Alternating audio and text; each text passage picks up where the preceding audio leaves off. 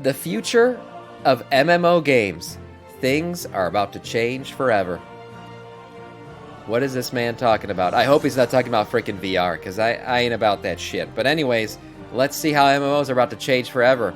Our boy Thrall is up here. The popularity of game genres rises and falls. What initially starts out as innovative and engaging quickly turns into oversaturated and played out. And all of that can happen in the span of just a couple of years. True. Developers cling to the past and try and reinvent the future, and in most cases, doesn't work. But one genre that's been humming along since the early 90s is set for a huge second golden age. I believe My name is Kodiak, this is Legacy Gaming, and today we'll explore MMORPGs, the genre I believe is about to experience a huge renaissance. I agree. Do you know why I agree? Follow the money, boys. Follow the money. Look at companies like Amazon freaking investing millions of dollars into creating MMOs lately. They've been going, honestly, they've done a really good job with New World, revamping that game, kind of recreating it. It's in a great spot, actually. And they're obviously working on other MMOs. We've seen companies like Microsoft purchase certain companies that happen to have very popular MMOs. You ever heard of Blizzard Entertainment and World of Warcraft? Yeah, trust me, a lot of that purchase had to do with World of Warcraft. So you got companies like Microsoft buying MMOs. You got companies like Amazon creating MMOs. Major companies like Riot also creating their first MMO. So follow the money. Obviously, these companies see the future of MMOs is about to have another renaissance.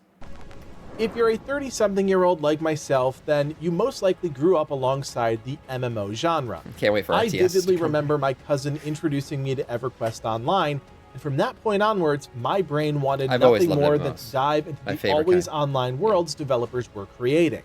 Now fast forward 20 plus years later, and that desire to recapture the excitement I first felt in my cousin's room still burns within me, and I'd argue that there are a lot of players just like me that are longing for the second coming of MMORPGs. Very true. There's a lot of reasons why I think the second golden age is almost upon us, and for the next few minutes, I'm going to try and lay out all of that for you. It's a discussion, and while I've played a ton of MMOs in my day, there's no doubt a few of you out there have even more experience, so feel free to jump into the comments at any point and share your thoughts. I honestly love when our community takes the time to really crack into an issue, so don't be afraid to speak your mind. So my first point is this: absence makes the heart grow fonder. The further removed we are from the original golden age of MMORPGs, the more we want a resurgence. Yeah, I think the clearest example of this is the absolute dominance games like WoW Classic have had on the genre. Yeah. It's not that the game is doing anything radically different, but it's tapping into a time... He's about to say it. It's tapping into a time where you were a cute little child running through your MMO for the first time in your life. One reason why Classic WoW is such a big hit is, for a lot of people, WoW was their first MMO. It was their cherry popper. WoW, what it did was it brought MMOs out of that hardcore, very niche genre. You know, it was very punishing. You die, you lose everything kind of stuff. And it brought it to the masses. It really was the MMO for noobs. Like, anyone who played MMOs prior to WoW, it was the noobs MMO. But what it did by doing that was it brought MMOs to the masses. So for a lot of people, their first experiences ever in an MMO were, you know, in Durotar or were in Elwyn Forest, and these things, you know, they burned into your brain forever as happy, wonderful moments in your life. So of course you want to relive that. And that's why Classic WoW is such a big hit. But we are, I think, looking forward. At the same time, we're looking back. We're like, what is going to give us that feeling again? When are we going to have that again? And place where we all felt immersed in our games. You could say the same thing about RuneScape, a game that still pulls in hundreds of thousands of players a month, even though the game is decades old. With that in mind, you might be able to draw the conclusion that MMORPG players just want what's familiar to them. They're trying to capture the lightning in a bottle effect from 20 years ago, and while I'd agree with you, we also have to recognize that new MMORPGs have managed to generate just as much hype, but what happens after launch is often a disaster. To understand that, you just need to look at games like Diablo 4, which is currently Blizzard's fastest selling game of all time. Think about that for a second. Man, that means it's the highest pre-launch unit sales ever on both console and PC. Everyone knows the name Diablo. The franchise has incredible name ID, arguably the most valuable thing in this case. However, the decline of the game post-launch is almost as impressive as the energy beforehand. Yeah. There's a great video by a small YouTube channel called Comeback Kids that I highly recommend you check out if you want a full breakdown of just what happened after Diablo 4's launch. It's a great look at all the decisions that happened or didn't happen in some cases. I mean, it goes to the old adage, the bigger they are, the harder they fall, right? I mean, the launch was insane. Broke every freaking record. Odds are you're also going to have a massive fall off after that. You're just not going to retain a player base that massive. Mass exodus of players. I can't speak to what happened to Diablo. My point still stands. Personally, I'm not a Diablo player, and I'm sure maybe there's some content like it or something. But at the end of the day, when you sell that many units, you're going to have a drop-off. There's no way you're keeping all those people. Appetite for a huge new MMORPG in almost any form, be it a top-down or third-person game, is there. My second point has more to do with the gaming landscape than anything else. 2023 was an absolute banger year, and we're working on a video right now that really helps highlight just how incredible this year has been for gaming. But that's not exactly repeatable in 2024 and beyond, at least right now at the time of making this video, looks lackluster. Sure, there are some cool games on the horizon, that will always be the case, but most years there are a handful of games you know are going to resonate. We're going to get the new WoW expansion. What the hell is he talking about? That's the only thing that matters. More broadly, I'm talking about the Cyberpunks or Starfields of the world. Hundreds of thousands, sometimes millions of concurrent players all flood to these games upon release in a fervor that's just not replicated with every other title.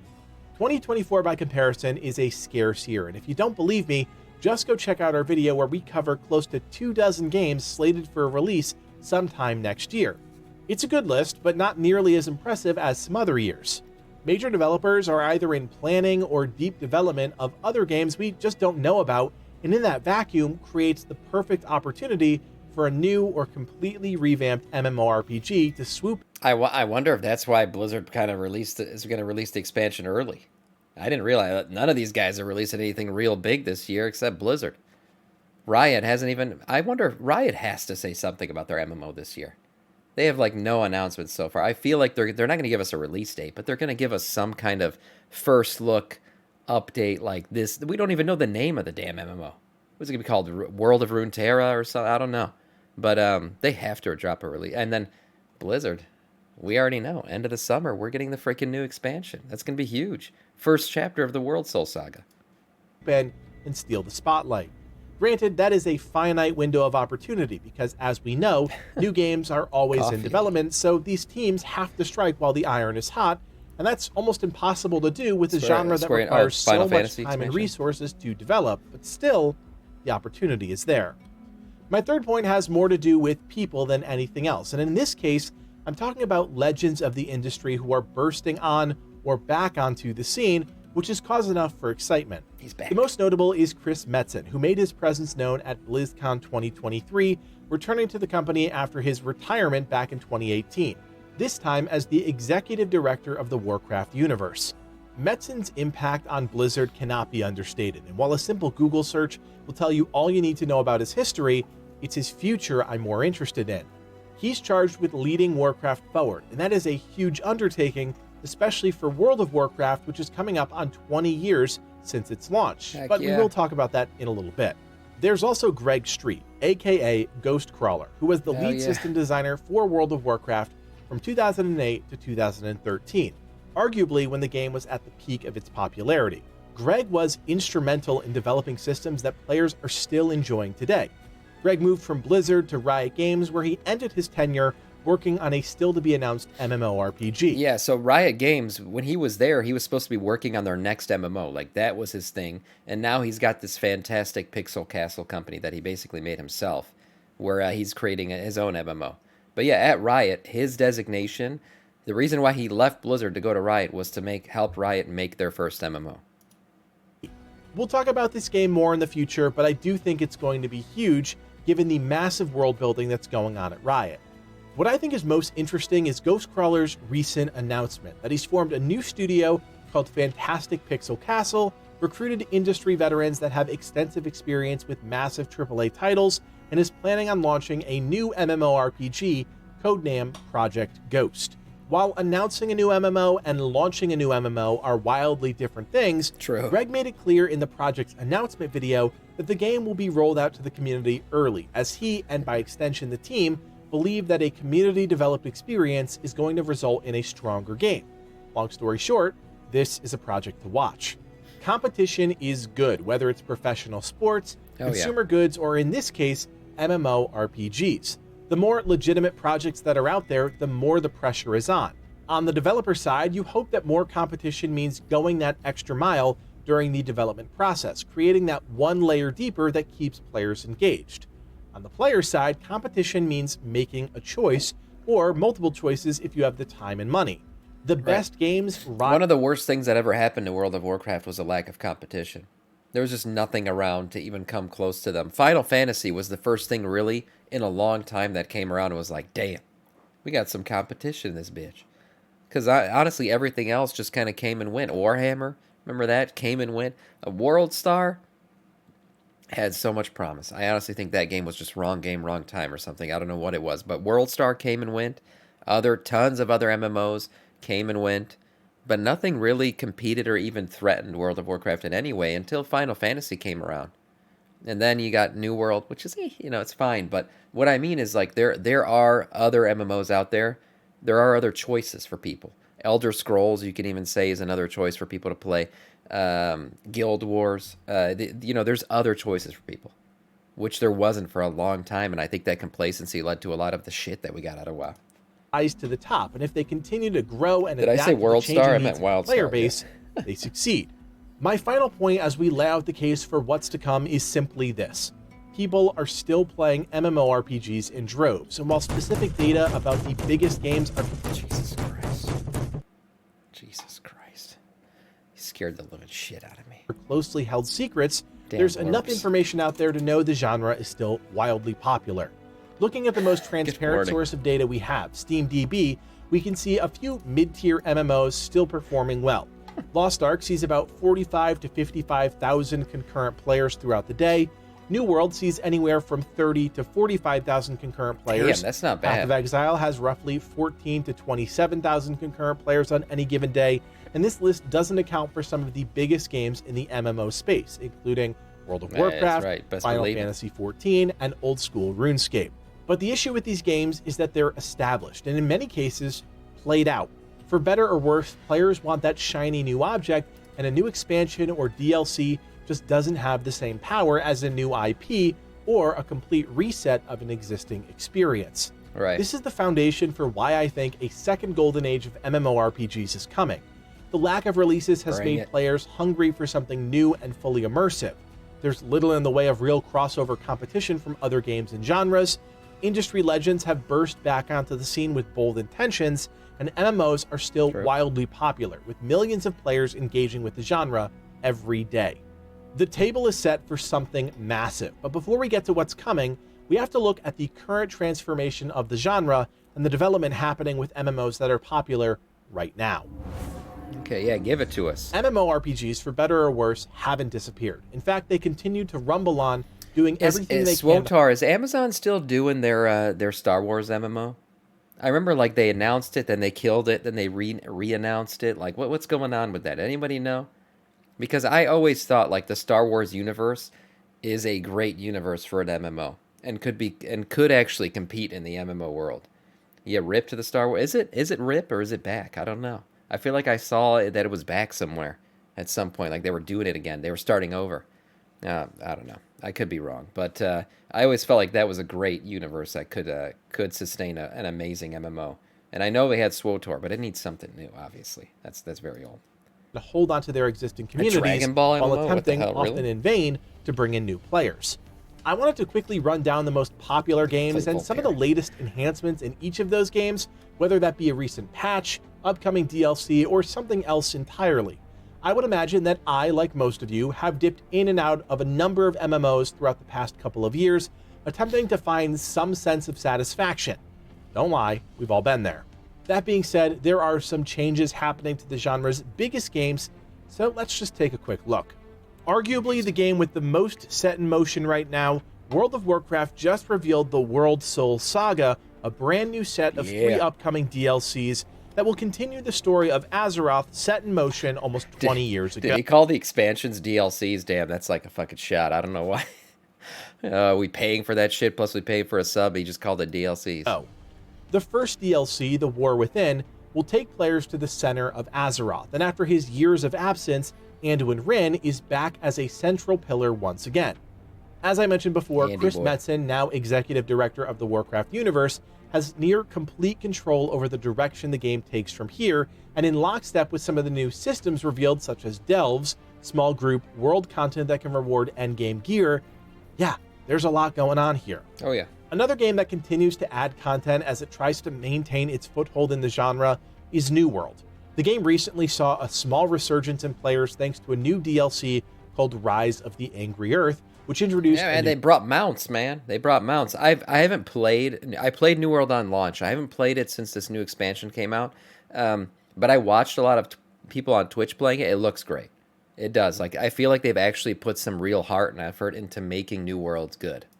New storyline, I think it worked. Bumped up the level and gear score cap, introduced a new weapon and gear rarity tier, and most notably, introduced mounts. I'll be honest, the game has continued to surprise me with its heads-down approach to pumping out content.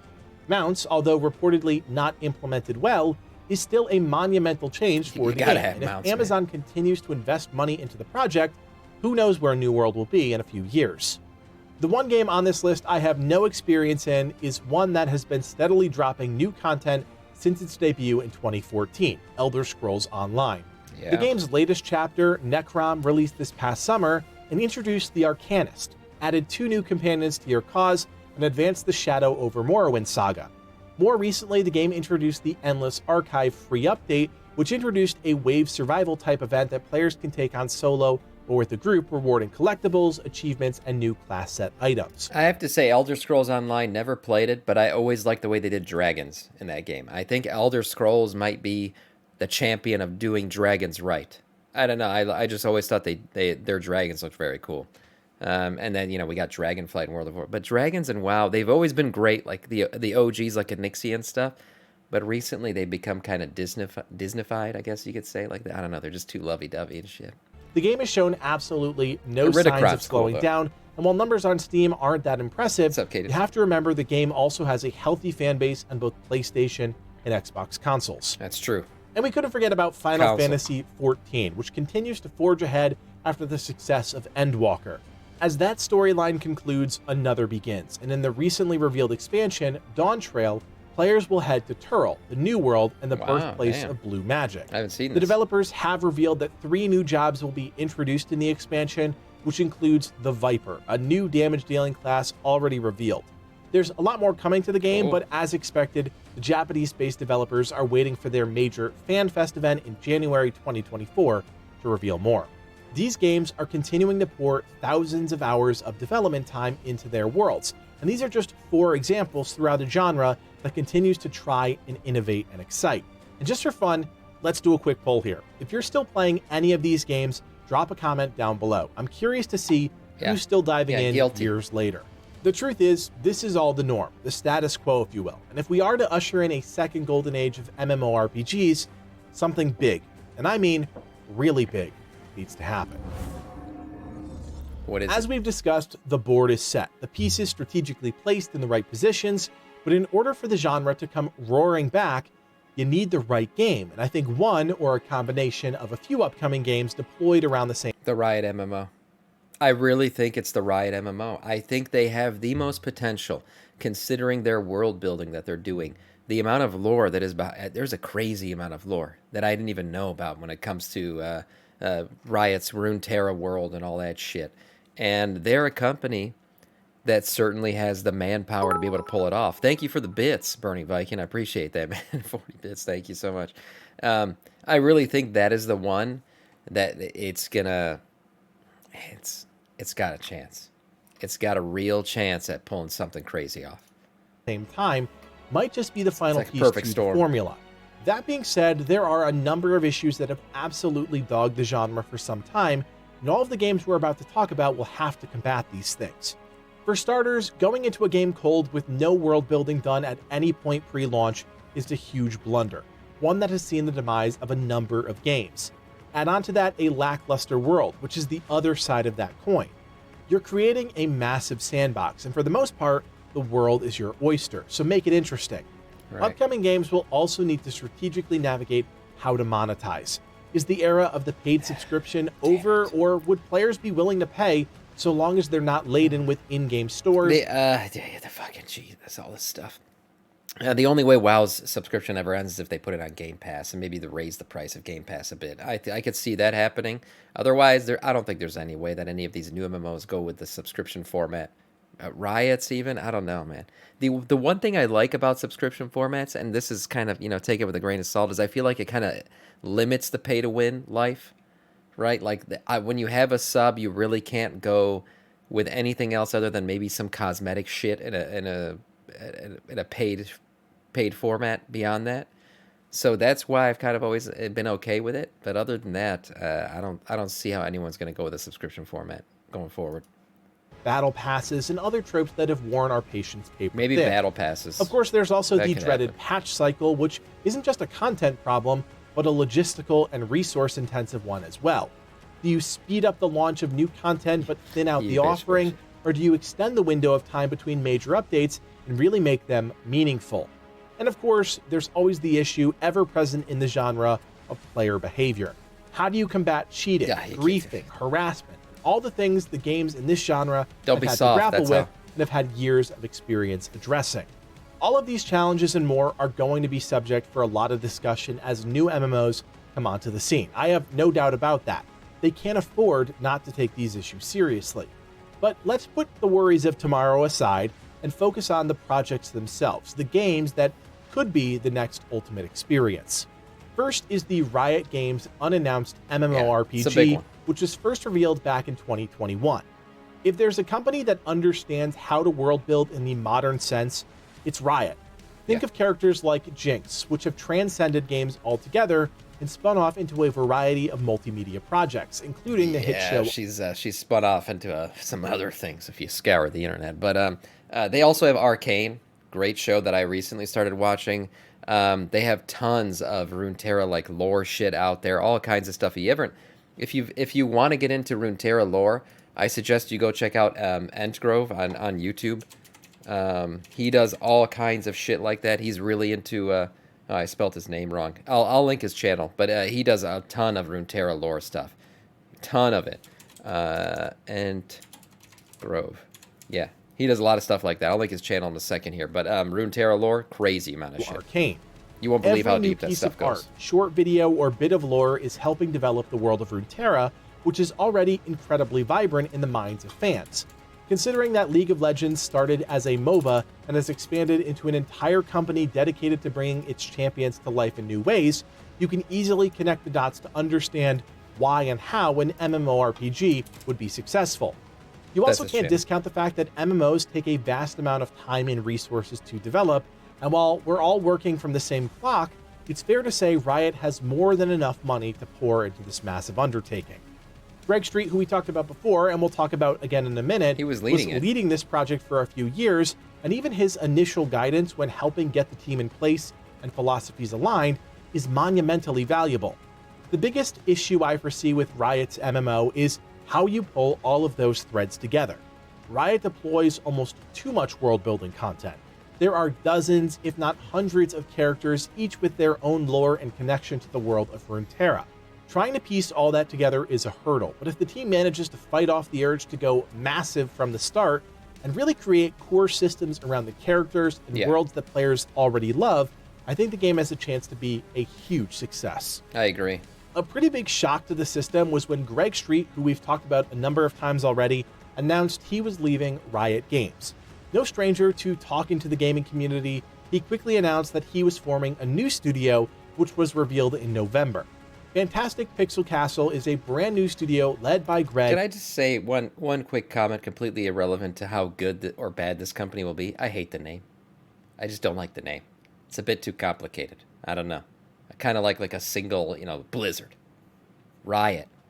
I don't know. Fantastic Pixel Castle. I don't know, man. And back how did that get approved? Their ambition is to create a new fantasy IP with players and community at the center.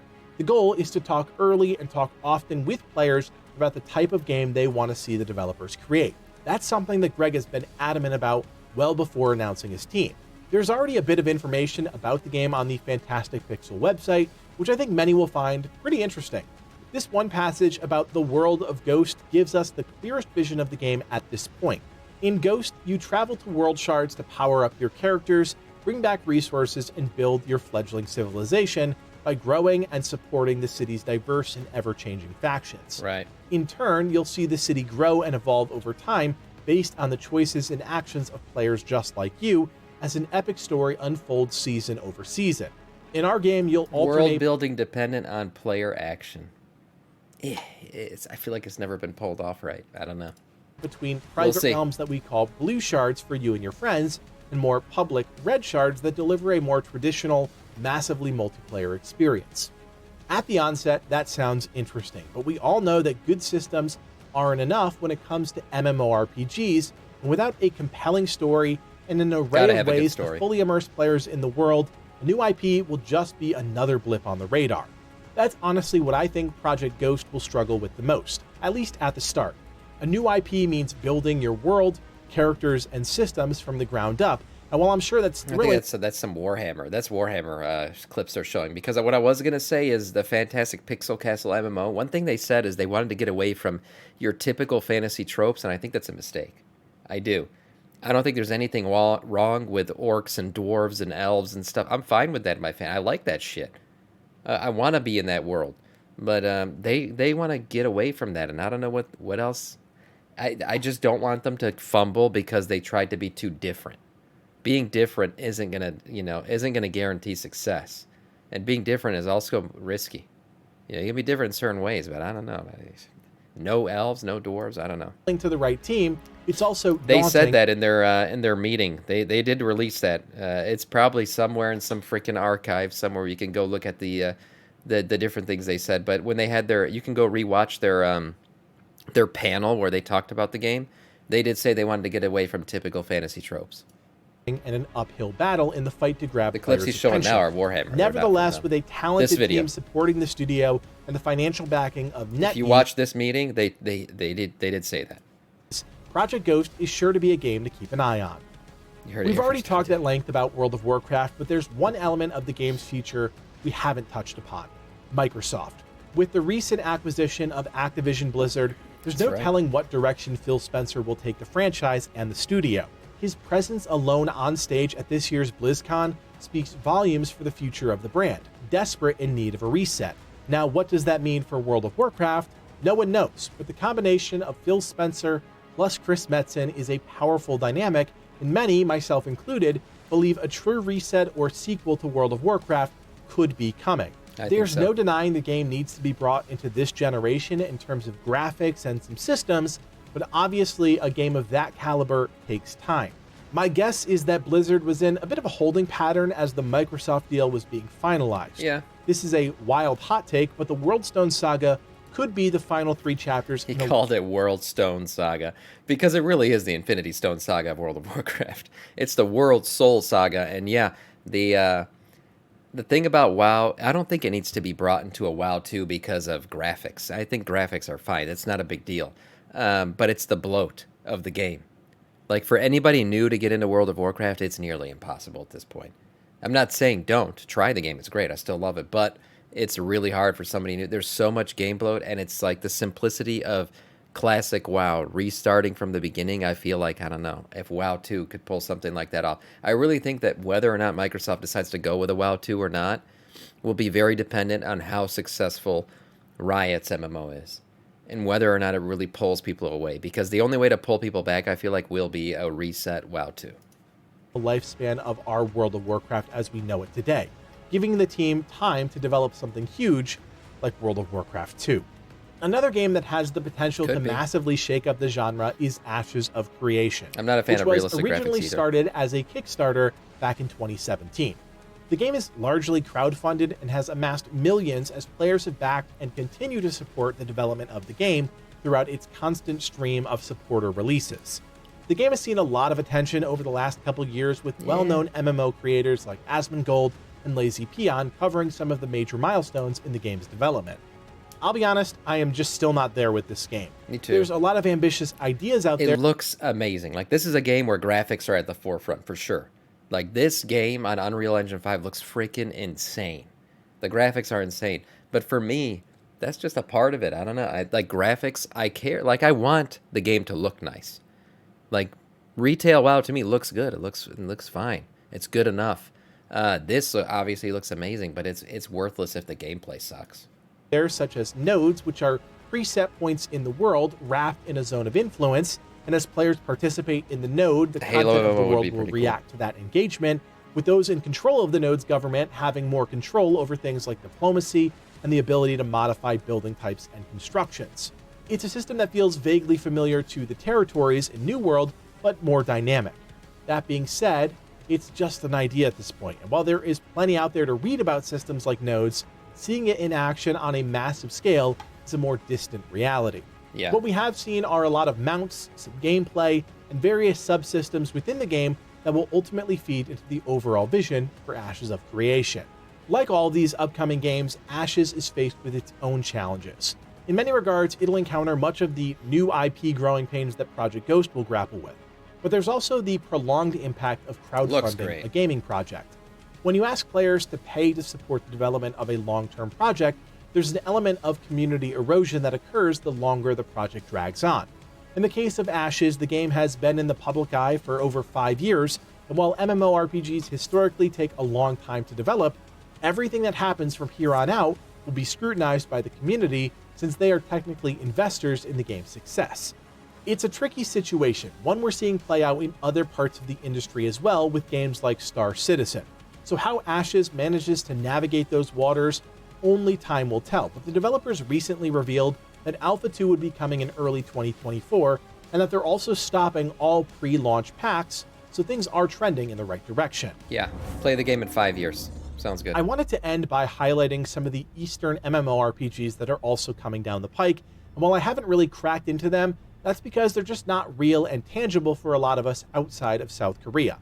There's no denying it. Games like Genshin Impact and Lost Ark have helped bridge the gap between Eastern-style MMOs and a Western audience. Those types of games did have a foothold. Like, nothing against Eastern MMOs, but I am a Western MMOs guy. I don't know. They just don't appeal. It's partially the art. I'm just not into the I don't know, femboy, big sword looking guys. I don't know what it is. I like my Giga Chad with his armor and his sword and going into battle all bloody and ugly looking. That's the kind of shit I like. And I feel like that comes up more in Western MMOs than it does in Eastern. But that's not to say none of these MMOs are good. I can't get into them. The art just throws me off so much. Hold in the West before, but it feels like now more than ever, they're becoming mainstream. Yeah, okay. 3 games, Blue Protocol, ArcAge 2, and Throne and Liberty, are titles I think are worth keeping an eye on. Each presents... There's also a big pay-to-win issue with some of these games. Like, not Genshin Impact. What's the other one he just mentioned? It's freaking horribly pay-to-win. Like, the loot boxes, Jesus. I mean, it's really bad. Different ideas, but they take concepts of fantasy and high fantasy and package them in a way that many Western players will gravitate to. Games like Blue Protocol are set to feature dynamic action combat, deep character customization, and is free to play, which has its own pros and cons, as we all know. Other games like Throne and Liberty promise seamless open-world exploration, massive-scale PvPvE, and high fantasy elements on a scale we've come to expect from Eastern MMOs. There is simply no shortage of new games on the horizon. That looks cool. These games will face their own tests, namely the grind and pay-to-win gacha systems that are synonymous with Korean games. Yeah, heck, it's the reason that's what kills it, man. And so many people I know burnt out of Lost Ark. That's the game I was saying. Lost Ark is so it's ridiculously paid. My brother-in-law got so into this game, he tried to convince me that it's going to kill WoW. He was like, "It's the greatest game ever, man. You got to try Lost Ark." And I was like, "All right, how's it going now?" I asked him like a month. He's like, "Completely play to win. If you're not a whale, you're just whale food." That's what the game became for him. Slog, and for any of these games to find an audience in the West, it's a problem the developers need to account for. Who knows if they will, but having multiple games from both East and West dropping in harmony is going to put a lot of attention on the genre, which will be exciting. So what do you think? is the second golden age of MMORPGs on the horizon. I think so. There's no doubt the genre continues to be a pillar of the gaming community, but after decades in the spotlight, MMOs have just quietly pulsed along, and those major disruptions that used to cause fervor amongst gamers and just everyone just doesn't exist anymore. I think that's all going to change, but I really want to know what you guys think. Leave us a comment down below and let me know what it's going to take to bring you back into an MMORPG. Guys, this is a very different type of video than you're used to seeing from us, so if you appreciate the work that went into writing, producing, and editing this project, drop us a like and consider subscribing to the channel. Your support means we can keep Schmo on the payroll for a whole nother month, so help us out. Of course, you can always join us on Discord if you want to take part in daily giveaways, or just talk to the team about new and upcoming games. That link, as always, is below. My name is Kodiak, and from everyone here at Legacy Gaming, thanks for watching, and play on. Great video. Damn.